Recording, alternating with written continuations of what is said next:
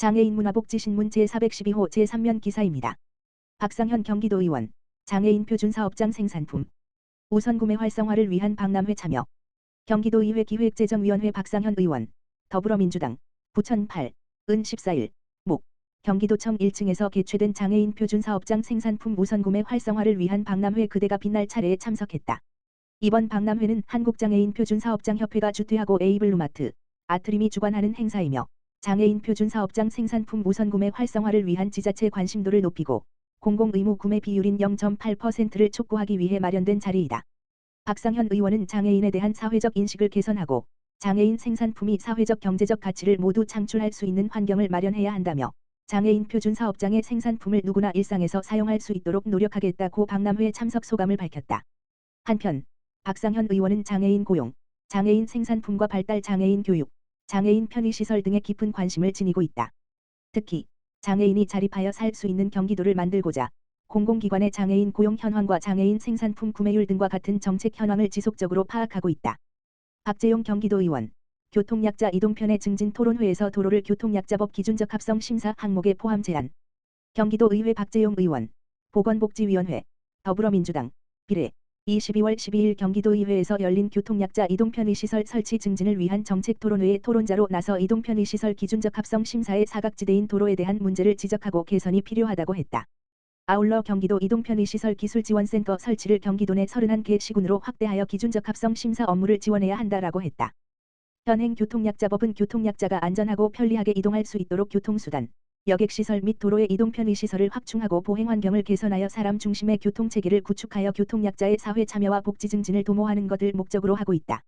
이러한 목적을 달성하기 위해 교통사업자 또는 도로관리청 등 이동 편의시설을 설치 관리하는 자에게 법에서 정한 기준 이상으로 시설물을 유지 관리하도록 의무화하고 있다. 특히 이동 편의시설은 완공되기 전 법에서 정한 기준적 합성 심사를 통과한 경우에만 인허가하도록 장치를 마련하고 있다.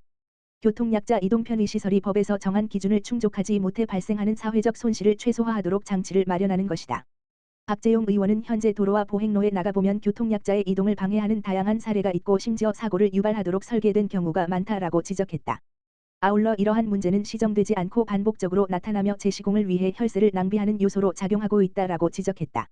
그러면서 이러한 문제를 해소하기 위해서는 도로와 보행로를 시공하는 경우 교통약자법에서 정한 기준적 합성 심사를 통과하도록 의무화할 필요가 있으며 경기도 이동편의시설 기술지원센터 설치를 31개 시군으로 확대하여 기준적 합성 심사 업무를 효과적으로 지원할 필요가 있다라고 했다.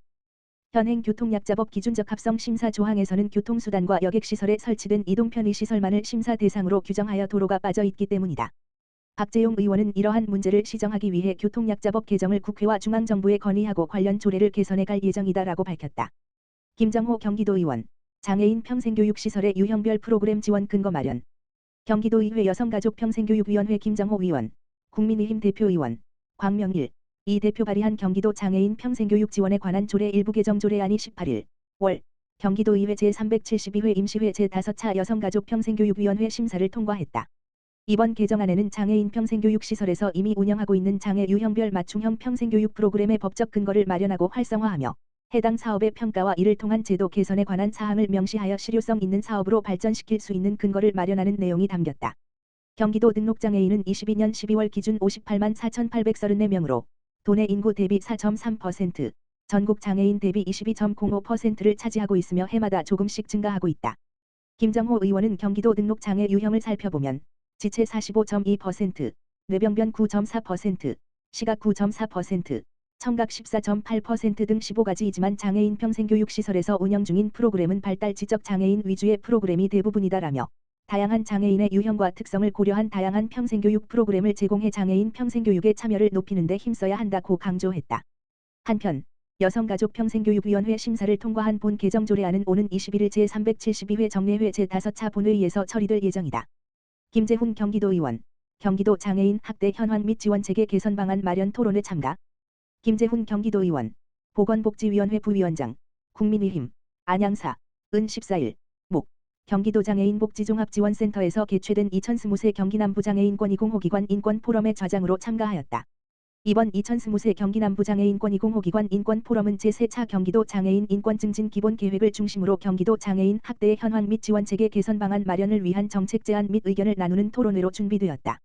김재훈 부위원장은 토론회에서 경기도 장애인 학대의 현황 및 지원 체계에 관한 개선 방안 마련을 위해서 현장과 당사자들의 의견을 듣는 것이 무엇보다 중요하다라며 학계 및 관계기관의 다양한 의견 수렴으로 실행 가능 방안 모색을 위해서 경기도의회도 적극적인 활동을 펼치겠다라고 밝혔다. 이어서 진행된 토론회에서 경기북부 장애인권익공호기관 박현희 관장은 장애인 권리 옹호 체계의 구축 과정, 경기도 장애인 학대 신고 현황과 장애인에게 일이 생기면 언제 어디서든 나타나는 권익공호 기관의 역할에 대한 토론을 하였다. 또한 성남시 장애인권리증진센터 김상우 팀장은 지역장애인권센터를 중심으로 한 지원체계 및 개선 방안에 대한 토론을 이어가며 제한된 인력, 과도한 업무량, 경력 인정 어려움이 현장에 있는 것이 사실이다고 했다. 마지막으로 경기장애우권익문제연구소 이건혜 사무국장은 학대 및 인권침해 피해 장애인 통합지원체계 확대에 대한 토론을 통해서 지원체계 시스템화를 위한 거점기관의 역할 확대, 지역사회 자립지원 기능 강화 등이 필요하다라고 말했다. 한편 경기도 장애인복지종합지원센터 누림 210호 대회의실에서 유튜브 실시간 중계와 100여 명의 현장 참석으로 진행된 토론회는 경기 남부 장애인 권익공호 기관이 주최하였고 경기도의회, 경기도, 경기장애우권익문제연구소가 후원했다.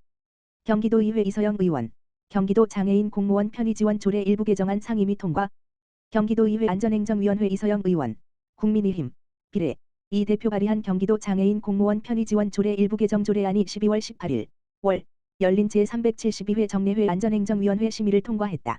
이서영 의원은 제안 설명을 통해 장애인 공무원이 도지사에게 직무 환경 개선에 필요한 편의 지원을 요청할 수 있도록 규정해 장애인 공무원을 수혜의 대상으로 바라보는 인식을 개선할 필요가 있다며 조례 개정의 취지를 설명했다. 이외에도 이서영 의원이 대표 발의한 조례안은 장애인 공무원의 편의 지원의 범위에 사무용 가구와 장비를 포함시켜 지원의 범위를 보다 구체화시켰을 뿐만 아니라 도지사가 예산의 범위에서 장애인 공무원의 직무교육에 필요한 경비를 지원할 수 있음을 규정했다. 조례안 통과 이후 이서영 의원은 조례 개정을 통해 장애인 공무원에 대한 편의 지원과 관련해 인식의 개선과 함께 장애인 공무원이 적극적으로 직무 환경 개선에 나설 수 있는 계기가 되기를 기대한다고 소감을 밝혔다. 박재용 의원은 현재 도로와 보행로에 나가보면 교통약자의 이동을 방해하는 다양한 사례가 있고 심지어 사고를 유발하도록 설계된 경우가 많다라고 지적했다. 아울러 이러한 문제는 시정되지 않고 반복적으로 나타나며 재시공을 위해 혈세를 낭비하는 요소로 작용하고 있다라고 지적했다.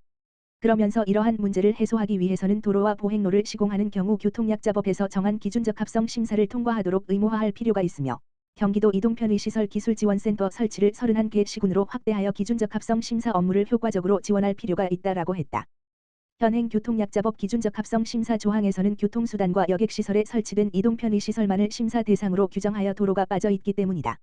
박재용 의원은 이러한 문제를 시정하기 위해 교통약자법 개정을 국회와 중앙정부에 건의하고 관련 조례를 개선해 갈 예정이다라고 밝혔다.